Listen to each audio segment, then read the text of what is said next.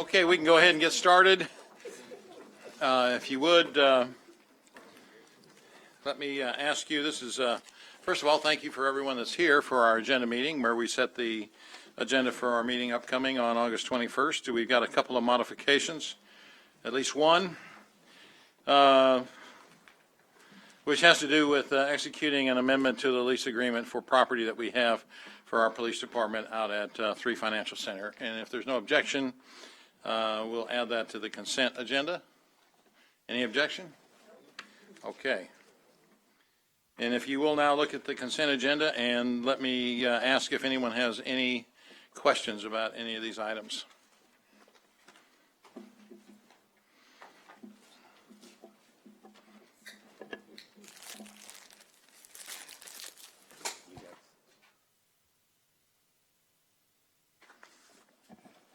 Did you, Director Hendricks, did you hit your button?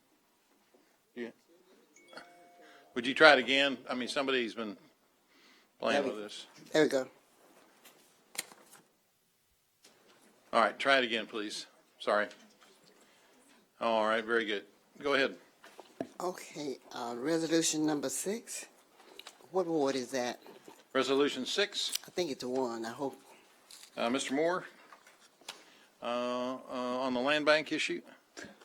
Ward 1. Okay, thanks, Bruce. Okay. I'll give you a minute to look through them, see if there's anybody that has any other questions about the consent agenda. Director Adcock, yes. I would still like item 7 to be held separate, please. All right, very good. We'll hold item 7 separately.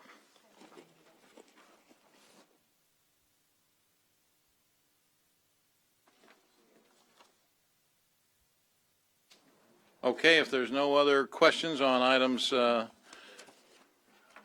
Director Richardson, go ahead, please. Mr. Moore, on number 7, I think we had some conversations about the options that we had available. Do we have any other options other than what we've allocated these funds towards the different parks?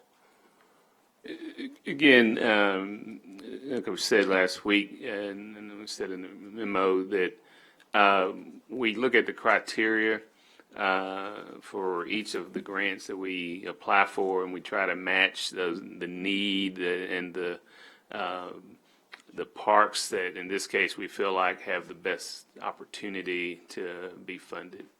And is any of that work time sensitive, what we're trying to do? It is. We've got to have this in by the 28th. Thank you. And Mr. Moore, do you want to highlight what the 4 parks are that are contained in this particular resolution, please? Sure. Let me ask John Eckert, our Parks Director, to come forward, and you can probably pull it up on the screen, Scott.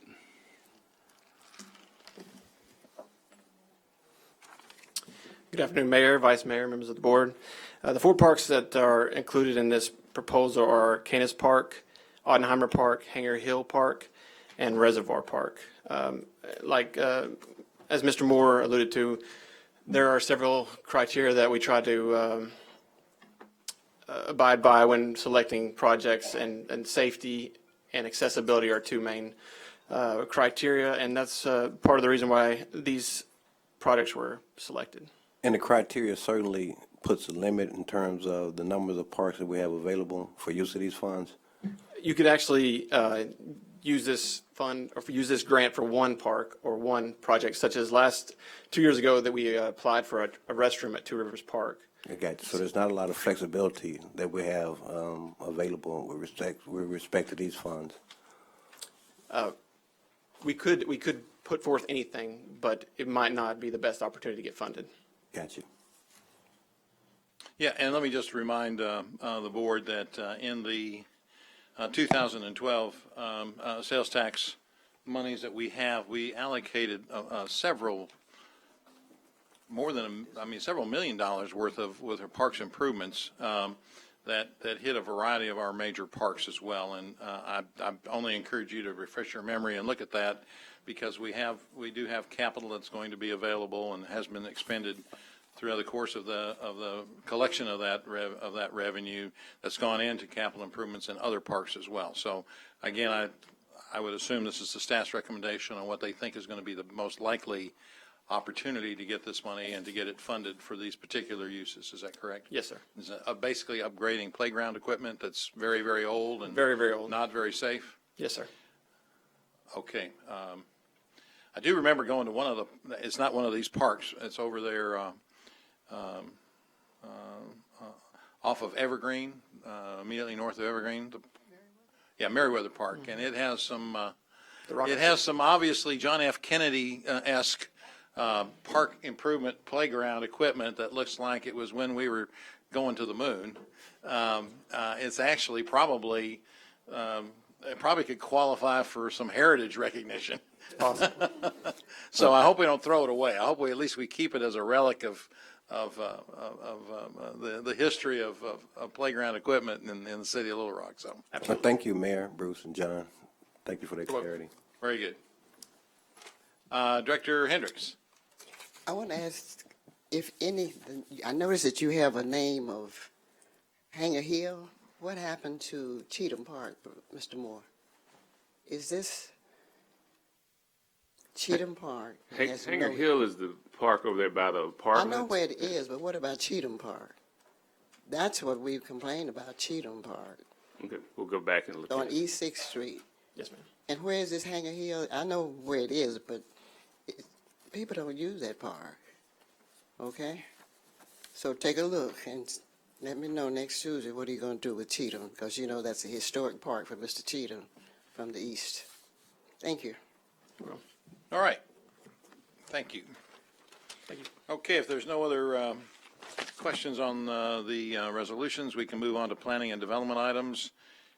We've got two planning and development items. Are there any questions about either of these?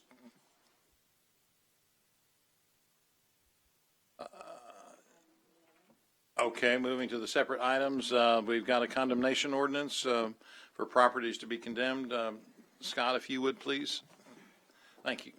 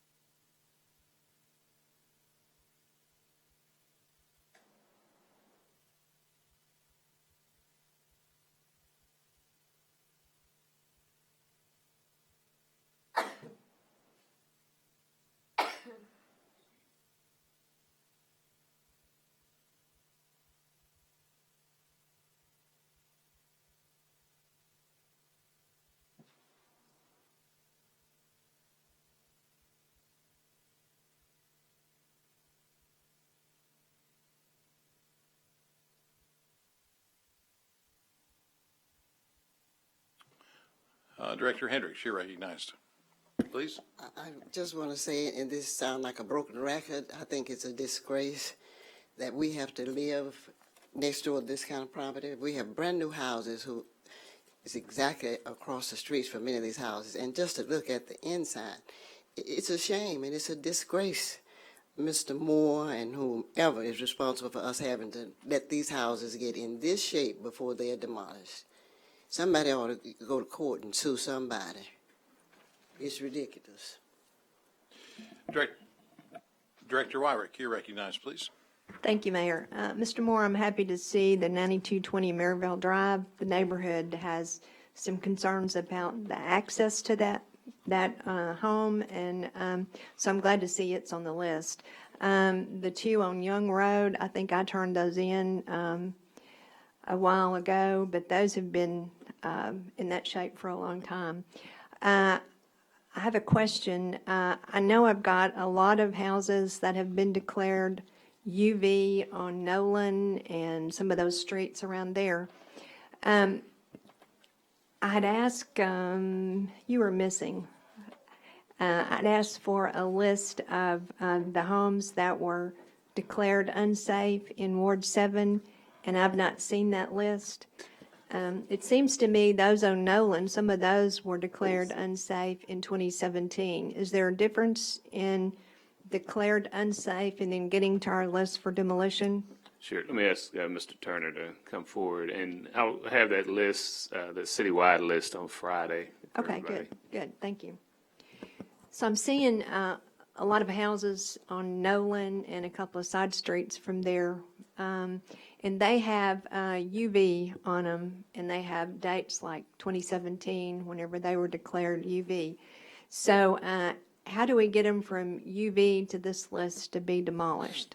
Yeah, to mayor, members of the board, generally once it reaches 51% or more that's deteriorated, then we put them on the list to come for condemnation. So there are some on the UV list that hadn't deteriorated to the point to be condemned and then Which speaks demolished. to Irma's question, that they sit out there forever and people have to drive by and look at them.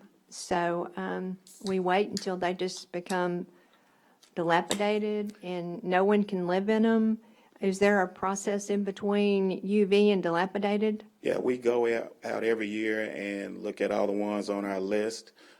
There have been some on the UV list that have been rehabilitated, so some come off and some get added. But yeah, we try to look and make sure it's one that can be salvaged for the most part, unless it's an emergency demo. Okay. Mr. Moore, when I get that list, or is there going to be a differentiation between those that are UV'd and those that are ready for demolition? Yes, ma'am. Good. That will be very helpful. Thank you. Director Hendricks, you're recognized, please. I'm going to, with the same subject, is that I have even talked to Mr. Moore and Housing about, I can stand in my bedroom window and look at a house that I've been looking at for ever since 1999. And Mr. Moore sends somebody out to put a window pane. I'm not asking for no window pane. I want those houses to come down. They're not in the white neighborhood, and I'm going to use race every time I have to talk if I have to do it. There are about 150 houses in Ward 1 that needs to come down. That looks worse than this. Why do we have to wait until a house looks like this before it comes down? What's the matter? Do we need money? What's wrong, Mr. Moore? I'm talking to Mr. Moore. These houses have been looking like this for 10 years. Director Hendricks, the address you reference, as you know, I went out there, Victor's went out there, Mr. Garland. The property's been taken care of. There's a relative that keeps it up. No, they do not. Well, I mean, when we were out there, that's what he said, and I know you had some interactions with him. But I mean, that's, we also try to balance the demolition with saving structures and trying to allow these individuals time to try to acquire some rehab dollars and move forward. Well, we need to change the law, because unless you can move these houses west, they need to come down, all of them. And the other thing that I wanted to say, 2901 Martin Luther King, Director Fortson and I talked about that before you got here today, and I know that that house is in your hands, and we are expecting you to let it be demolished. 2901 Martin Luther King, I don't care who called you, they don't live next door, they don't live in that area, they don't vote for me, so it needs to come down, 2901 Martin Luther King, okay?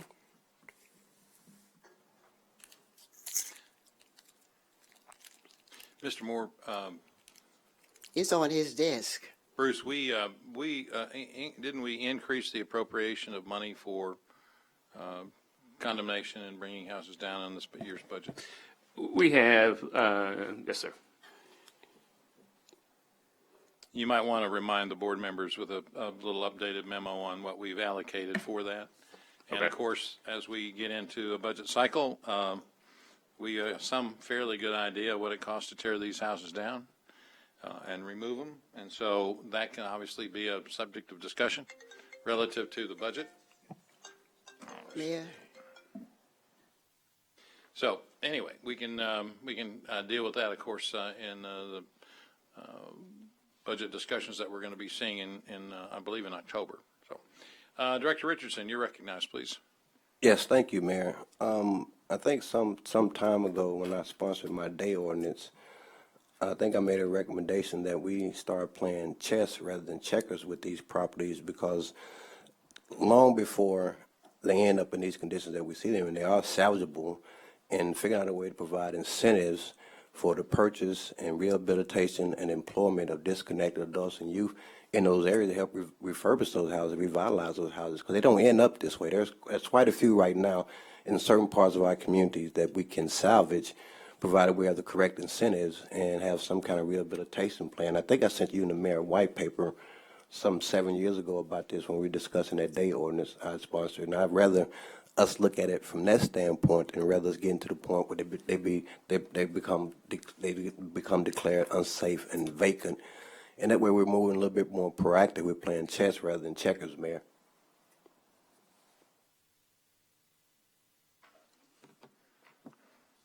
Okay, if there are no other questions, oh, I'm sorry, go ahead. Did you have additional? Yeah, man. And if you don't have it in your files, or Bruce, if you don't have it in your files, I'd be more than willing to resubmit that, and then we can share that whole concept with the board, so that can be part of our discussion as we talk about this from a redevelopment standpoint and how it deteriorates certain parts of our community. And this is, I don't think is, from my standpoint, Director Hensley, it's not race. It's just an issue of being proactive with respect to us redeveloping certain parts of our community. Unfortunately, the older parts of our community that needs this kind of directed attention.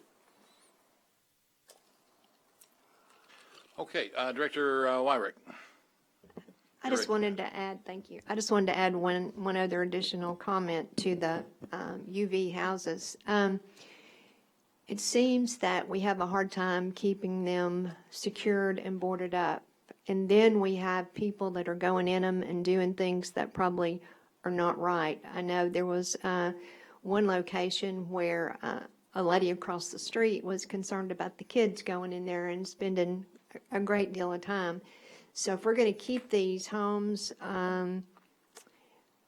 until somebody wants to refurbish them, or until they get them to be the point where they can't be refurbished, then we need to be very active and creative about boarding them up and keeping them secure. And I'm like Irma, you know, it doesn't seem right that we wait until they fall down and then we decide that we're going to demolish them. There seems to be, looks to me like a different plan than what we've got right now. Thank you.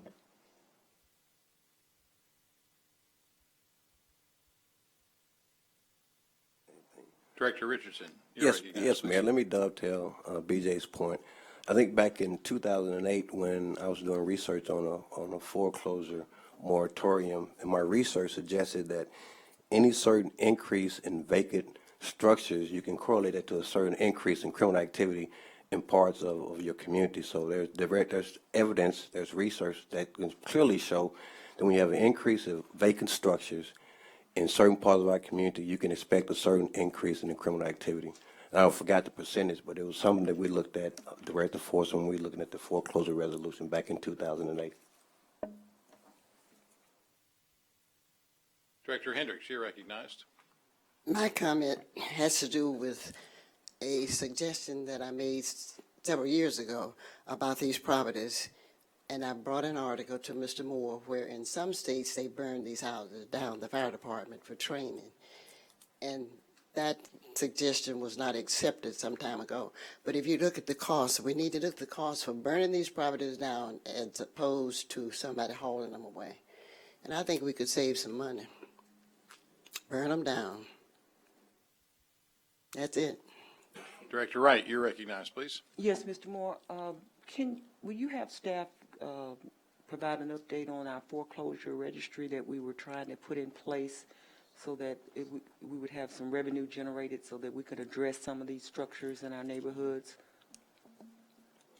Thanks.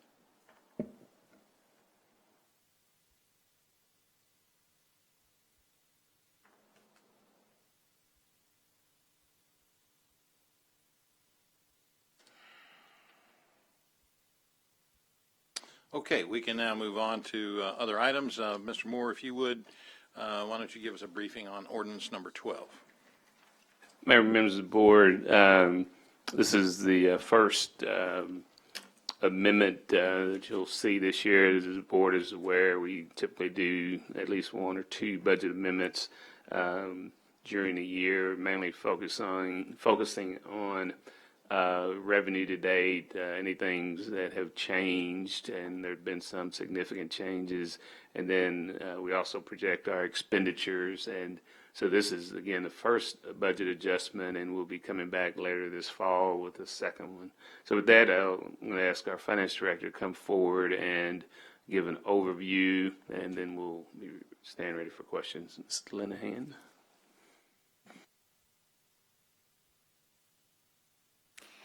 Good evening, Mayor, members of the board. Scott, if you'll pull up the board communication, we can walk through it. This first table is just a summary, and I'll go over each of the adjustments at a high level. But you can see that we are net of the transfers in that we're going to use, our revenues will decrease about $1.1 million. Our expenses are going to increase about $1.8 million, which leaves us with a $2.9 million deficit that we will be addressing in our next amendment. In addition, we're going to be utilizing some fleet transfers. That's an internal service fund, so any fund balance built up in fleet was created by billing the other departments for services. So part of the adjustment will be to return that fund balance to the general fund. But I'll go through each of these adjustments. So the first one, if you'll slide down, is our revenue adjustment. We are adjusting several of our different classifications of revenue based on the experience we've seen, primarily through May. Some of these are through June. And then with the projections based on information that we've garnered so far this year. With property taxes, our original budget included a 3% increase, which was what the county had told us to anticipate. But when we received our original charge for the year, it was only a 1.5% increase. So we are decreasing our property tax projection. This is the portion that would be going to the general fund. Our sales taxes, you'll recall we budgeted 2.5% growth in the original budget. Our year-to-date experience is virtually flat. The adjustment that we're making is to reflect what we have experienced through May, which was our July receipts through May. The overall projection will be a little over 1% for the year with this adjustment. So we're adjusting down our future months as well. Our licenses and permits is a bright spot. Our building permits are seeing some growth. Our mixed drink tax collections and assessments are also above what we had forecast, as are our business license collections. So we'll be increasing that projection.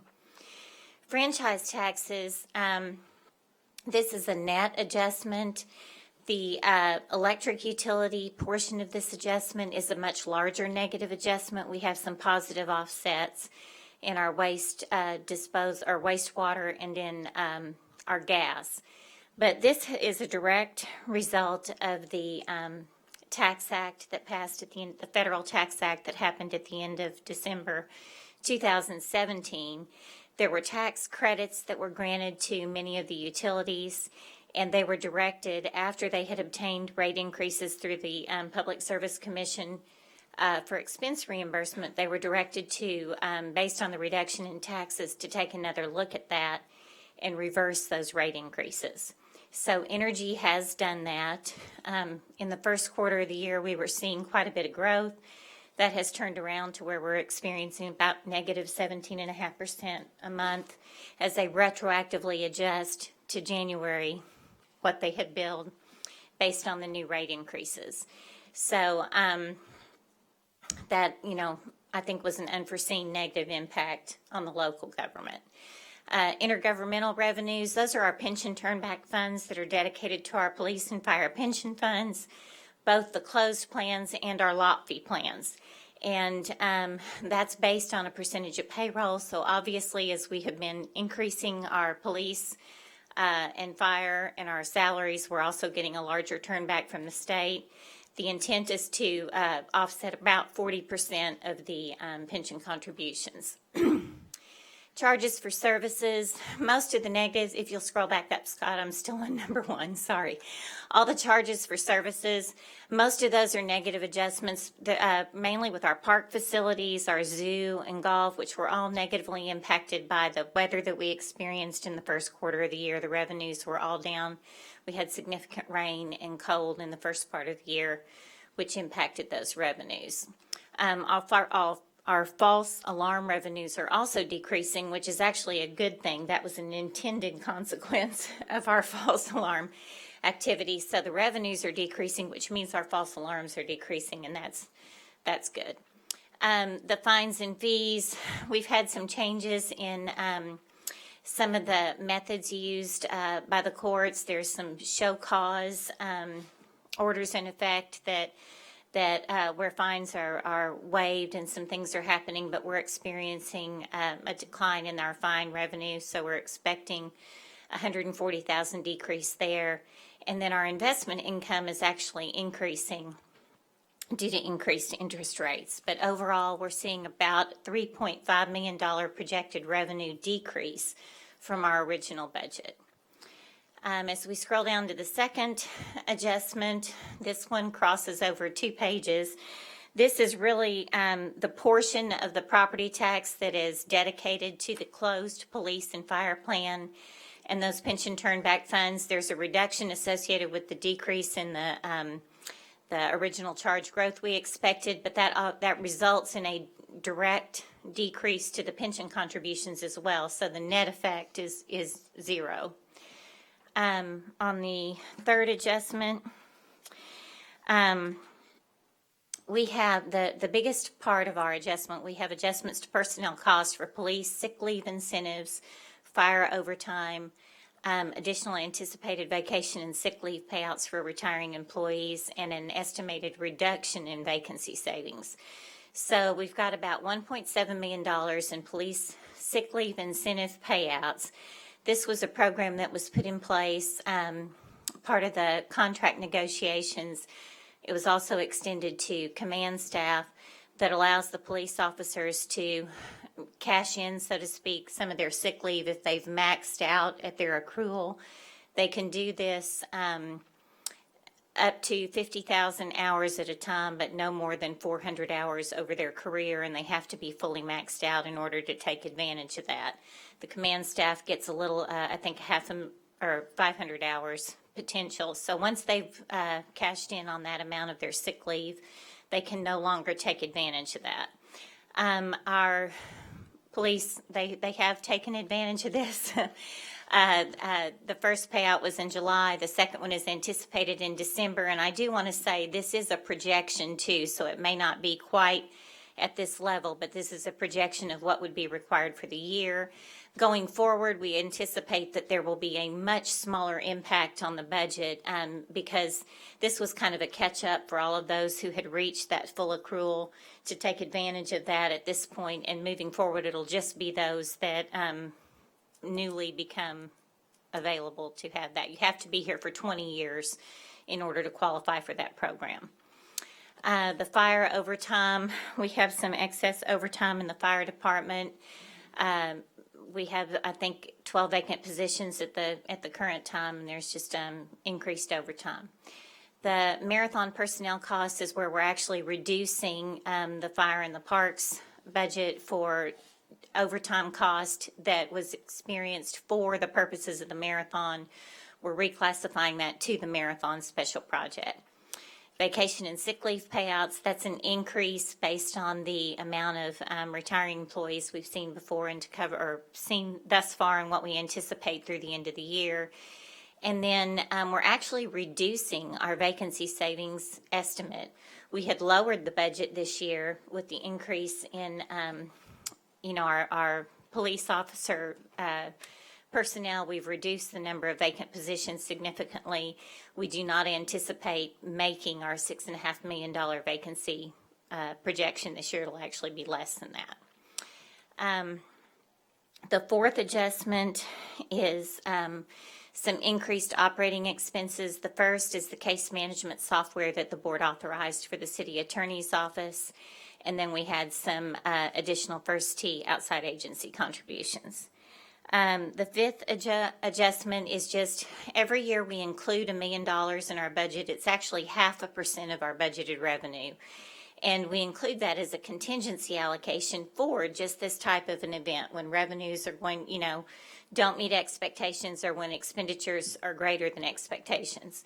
So we will be utilizing this contingency. So this will help to offset some of those shortfalls. The sixth adjustment is some one-time things that we're doing to help close the gap on the revenue and expenditure adjustments.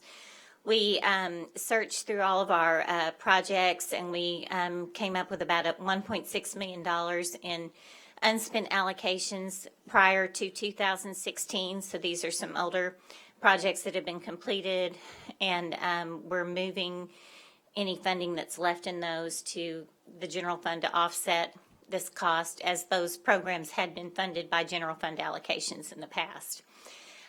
Last year, when we did our budget amendment, we utilized a portion of the $1 million contingency allocation, but we had $252,000 remaining. We're utilizing that towards this adjustment. Then, as I mentioned, the fleet fund had built up some fleet fund balance of $1 million, and that's generated by billing the other departments for services in the fleet department. And so they had reached an amount that potentially could have been used for some fleet replacement or different things, but we're going to use that to give that back to the general fund to help offset the deficit. And then we're going to reduce the transfers in by $177,000. When we budgeted in the original budget at the beginning of the year, the 3/8 cent fund reimburses the general fund for the debt service on the notes that were taken out to advance those 3/8 cent projects, and it's supposed to be just the capital or the principal portion. And we discovered we had accidentally included the interest as well, and so this is taking the interest out so that the only reimbursement is the principal piece. So that net total is $2.674,972, which will help to offset that $3 million in revenue adjustments that we just went over. The seventh adjustment is one that we do each year. Our original budget for vacancy savings was $6.5 million. What we do is, as positions become vacant during the year, we reduce the budget for personnel in those individual departments and offset that $6.5 million vacancy amount. Year to date, we had realized $3,281,000. That's through the end of June. If you can see that total in the first column. So we're allocating that vacancy savings to the various departments. And then in the second to the last column, that's just putting in some of the items that I mentioned in the previous adjustments. So this is just a reflection of where the personnel cost will be. So we're actually increasing our personnel budget a net of $2.8 million.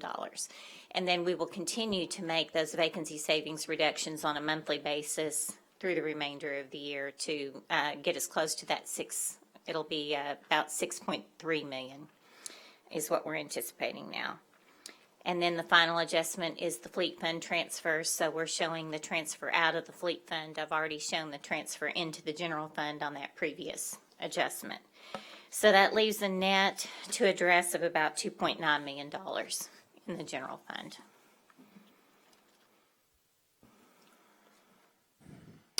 Okay, thank you. Thank you, Sarah. Can you go back to the very first adjustment issue? I wanted to ask about the franchise fees. Yeah.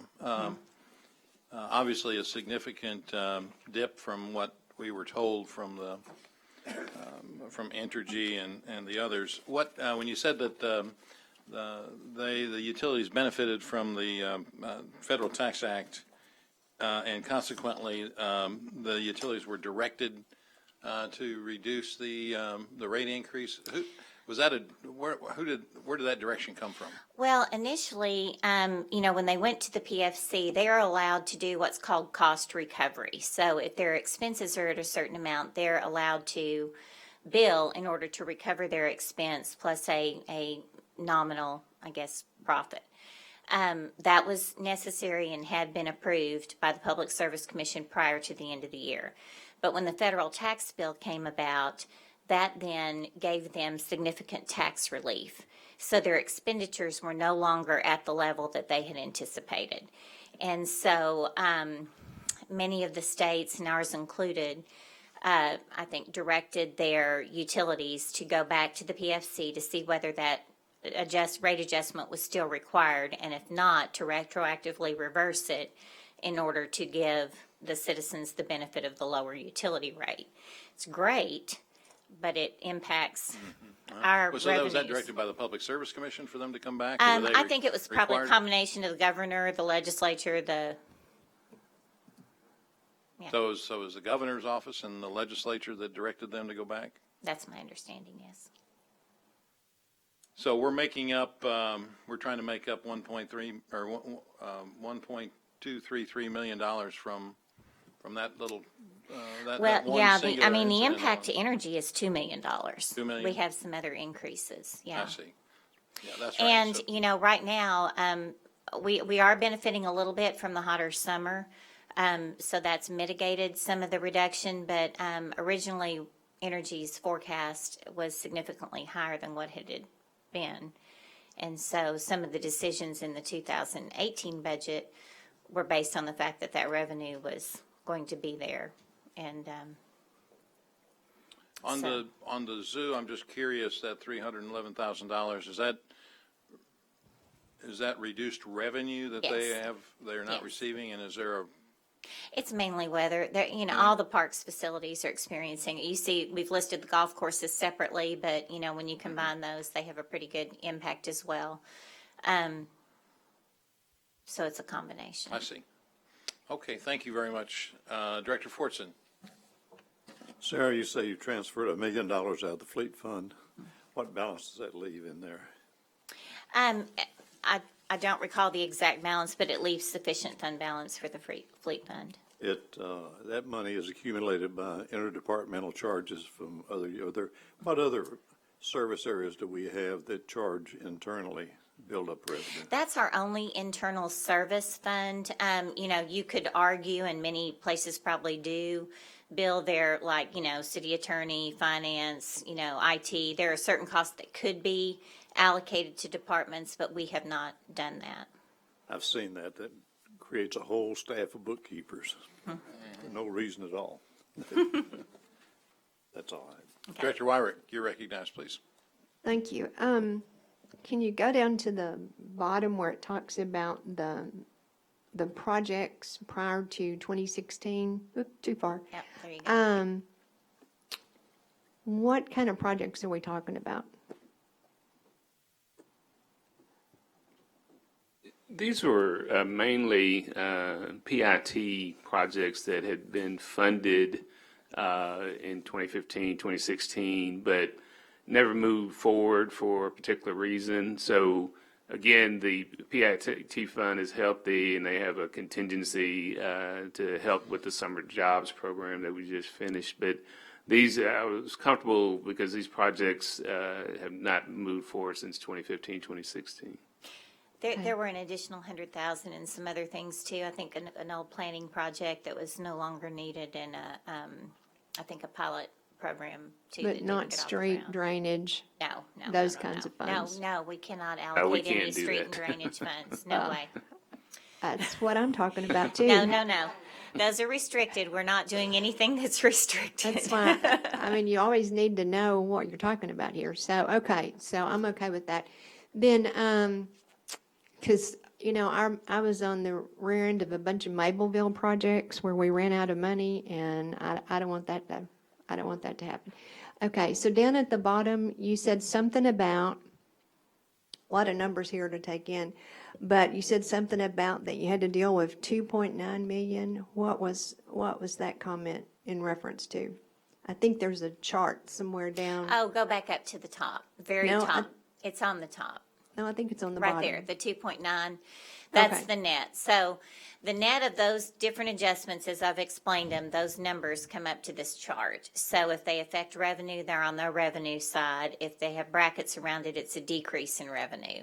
If it's on the expenditure side, it's an increase or a decrease in expenses. And then the net is the change in revenue minus the change in expenses. Okay. So our general fund, our adopted budget was balanced where our revenues equaled our expenses. Right. And now we've got a $2.9 million deficit we need to make up with the next. But that's what all amendment. these That's what balances those all are add that up we're to. doing. Okay. And that- So you don't have another 2.9 million that you got to worry about? No, we're Okay, we're working on closing that gap. Okay, that was, I wanted to make sure that wasn't what I was hearing. No, I mean, we still have 2. Yeah, we do have 2.9 million we Fair. need to make up. Right, that was the question is, even with these adjustments that we're proposing, and that's why I mentioned, you know, in years past, we've done maybe one or two. Last year, we did one, and then we were increasing revenue over $2 million, so we were fortunate there. But no, this is, I mean, and I am putting things in place now to try to address that balance. So we But- still have 2.9 million to deal with. Correct. Well, And- but We have not, Right, but I'm putting, again, as I mentioned, there's some things we're putting in place now to try to identify that gap and decrease it before the end of the year. I didn't want to deal with the entire 6 million, 5 or 6 million, because again, as Sarah mentioned, we're just dealing with 5 months of revenue right now. And you know, last year, you know, things sort of started turning around. I'm hoping that happens, but I still feel like I've got to do some things for the organization wide to try to reduce that 2.9 million. okay, so I did hear it correctly then. We still have 2.9 to deal with. Okay. The other question I have is, you said that you were taking $1 million away from the fleet fund. They had accumulated money. And that's money in between different departments that are being billed from fleet to them. So does fleet actually build up dollars for their organization? And are we overcharging our departments? I mean, that's probably a discussion for another time, but it made me think, because I know we had some issues with the police department last year, year before last, where we were billing them for vehicle adjustments, maintenance, things like that. So are we overbilling our departments? This is accumulated over a long Number period of of time. I mean, years. it's not something that happened overnight. There were a couple of situations where we might have a reimbursement from insurance on say, a wrecked vehicle that had not been credited back to the department when the vehicle was fixed. You know, there are different things like that that can generate it. But, you know, changes in fuel prices from the time they buy it to the time they bill the department and things like that. There are just various things that can occur. Okay. I guess that's all my questions. Thank you. Director Adcock, you're recognized, please. Moore, I know you don't have a magic wand or anything, but what is this going to do to the Southwest Fire Station? Right now, we'll be having a groundbreaking this fall, and it'll be built. And when we deal with the 2019 budget, we'll have to factor in 12 additional firefighters. So it will be in working condition in 2019? Correct. I mean, it should take about a year to build and get ready to open. Okay, thank you. Okay. Thank you very much. We can now move on to the last item, which is on a public hearing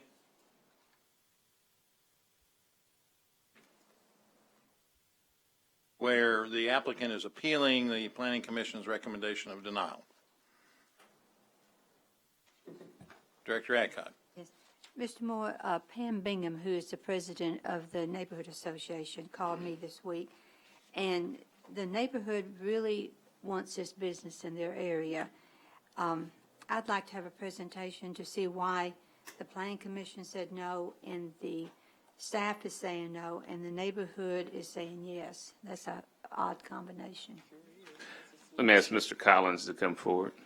The neighborhood feels like they have lost 3 businesses right in that area over the last couple years, and they would like to have a new business in that area and see if that won't jumpstart some more businesses looking at it. Okay, so are you looking specific for what, some of the conversations? I can go through, the reason that staff was not supportive of this is originally when it started, they was requesting 2 items in this. One was to have a billboard sign, and the second item was for it's outdoor display. You know, they have that small ATV, inside sales, and they was wanting to move those outside. And so just for the area, and there's a school right there, just to the north of them, we felt that the outdoor display of that, and also the billboard sign was not, conducive to that area. During the, at the Planning Commission prior to, they amended that and removed the billboard sign. So the vote at the Planning Commission was just for the outdoor sales, and that's what, or outdoor display, and that's what this is. The billboard totally got removed out of that at the application. But in our opinion, that still outdoor display is not conducive to that area, right there beside it. Now they did come in support of it. One neighborhood, I believe that was Pam, Upper Baseline, spoke for it. They were the only one that spoke for it, and we did receive letters from both the neighborhoods in support of that you spoke of, Southwest, Progress, and Upper Baseline. Jamie, do you see, maybe she's talked to the man who's the applicant, and he's willing to limit the display to just during business hours, condense the business hours. Do you see there was any negotiation in that you might change? Would it take it back to the Planning Commission? Because he's willing to, talk to someone about what he might be able to do, because he really wants in this location, they really want him. Director Adcock, the concept of negotiating a I zoning know matter. negotiation was the wrong term to Yeah, use. and it gets into problems if the applicant on Tuesday night wishes to make that as a request, the board can consider it, and then the board can either send it back to the Planning Commission or the board can vote on it at that time. As soon as that came out of my mouth, I knew you was going to do that. That would be a substantial enough change, in our opinion, staff's opinion, that we would prefer that the Planning Commission rehear that, because that was not presented to them at the commission. Okay, thank you.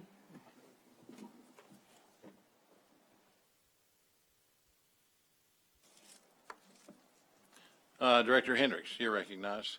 I wanted to finalize my speech before you call for adjournment. I wanted to let the residents know in Ward 1 about the 2901 Martin Luther King Drive. The staff has completed their work, and I've said to Mr. Moore, I don't want him to sit on what it is. It's time for the building to be demolished. I know he's getting phone calls from certain folks that live in the city, but they don't live in that area. I know I'm being redundant. I'm repeating it. The staff has completed everything in that department planning, and I don't want the planning to have wasted their time. The second thing is, Mr. Moore, I would like to meet with you and the fire chief. I don't want somebody to tell me that it ain't going to happen, okay, about burning these buildings down. And the last thing, housing. We need to meet with housing. If these people don't have enough money to operate, then we need to try to find out where is the beef. Okay? And I'm looking to meet with you real soon. The last thing I want to talk about, the employees with Public Works. Mr. Moore, is it possible that, where could we start to get a raise for these people? Because you have a fast turnover. See, these people don't talk to you, they talk to me. And my phone rings off the wall, and I cannot make any changes with this one black vote. Director Hendricks, I take a little exception to say they don't talk to me. I spend a lot of time with them at the negotiating table. As you know, you encouraged them to strike at one point as we were negotiating a contract. But what we put in place is something that they've asked for a long period of time. Ask for $8.50. That's not the case. That's what I'm talking about. They have a step and grade program in place that's just in Public Works, just for AFSCME.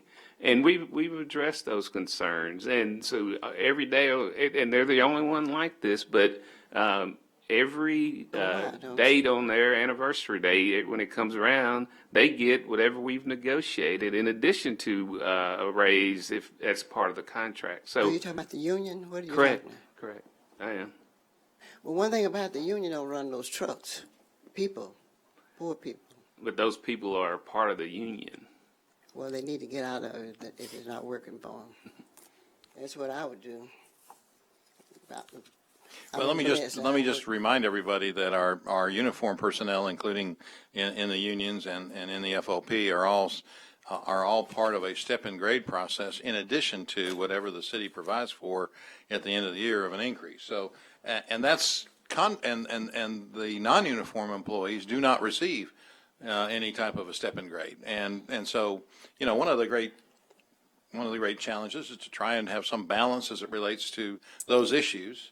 And to try and keep it in place. And as you recall, we made some great improvements with our AFSCME personnel last year, and certainly there is a vehicle for them to make their points known, and they're not hesitant to do that. They've got legal representation as well, and I remember having conversations with him here at the podium relative to those increases. In fact, as I recall, I believe we were complimented on the increases that we provided to those employees, and so I think we can go back and look in the files on that. But I'm almost 100% certain that Jim, what's Jim's last name?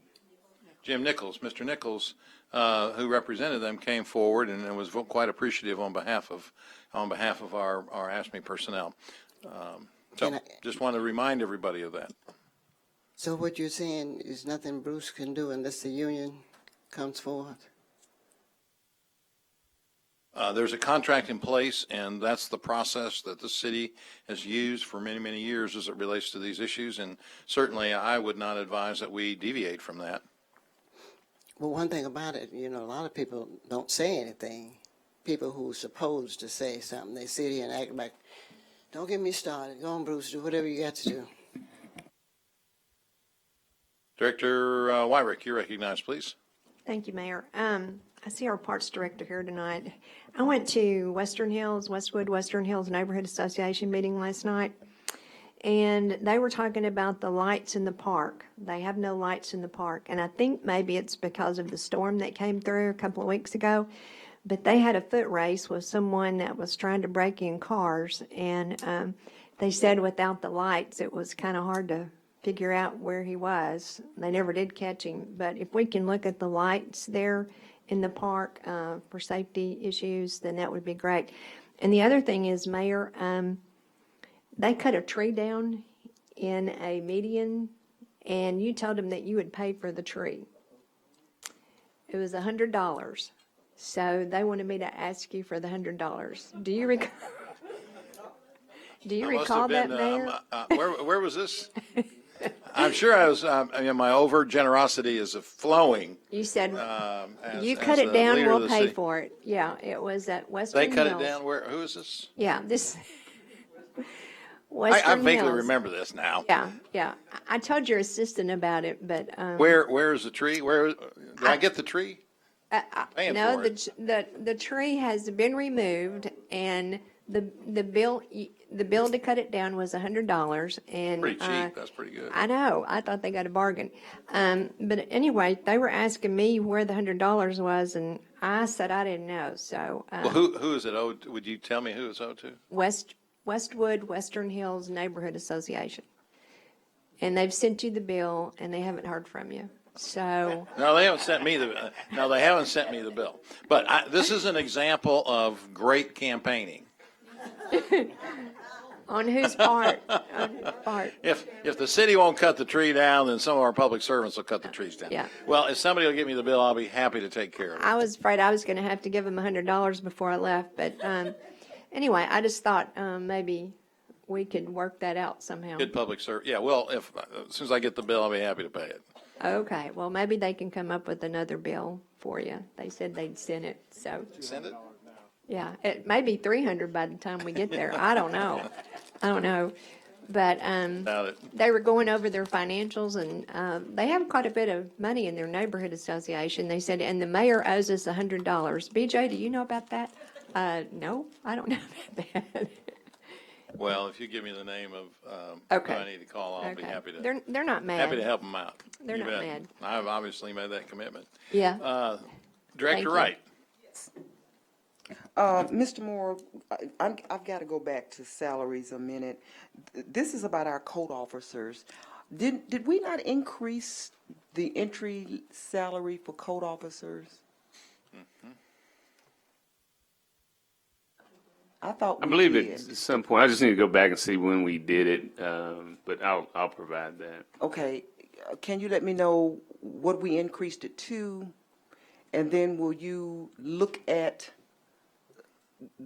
all the code officers and let me know if any of them are not at that rate that we increased it to? Well, that wouldn't, we can't do that. If we increase it, that's at the minimum, so that's across the board. So everybody would be at the least same making amount.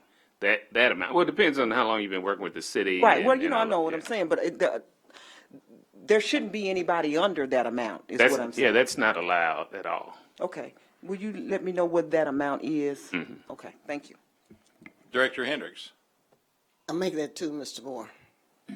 Two responses to Director Wright's question.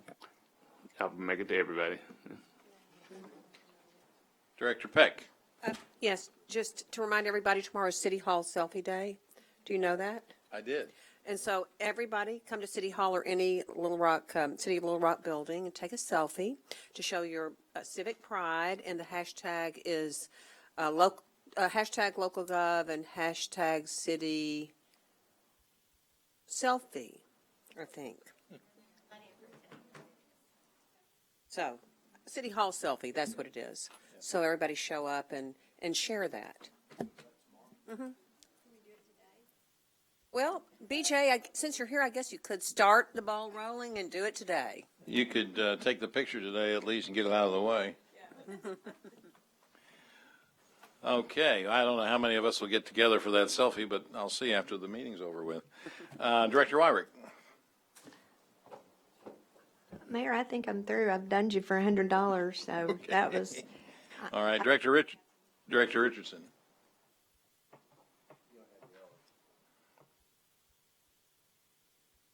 Now, well, thank you, Mayor. I just want to dovetail BJ's point. I had a call from a distant relative this morning who said that you would pay for oil change if you change your oil. And he called me this morning and said you owe him $25,000 and he expects his check before 6 o'clock. So he changed the oil. He said you owe him $25,000. And you can happen to, I mean, it's interesting that he made his business name out to me. So you just write the check to me and we'll make sure that gets processed. Okay. I'll take that under advisement. Director Adcock. Mr. Moore, the senior code officer I talked with this week said that there was, I think, 2 or 3 openings on code officers. Have you approved those? I know with this budget we just looked at that. I believe I have. That's correct. Yes, ma'am. Okay, thank you.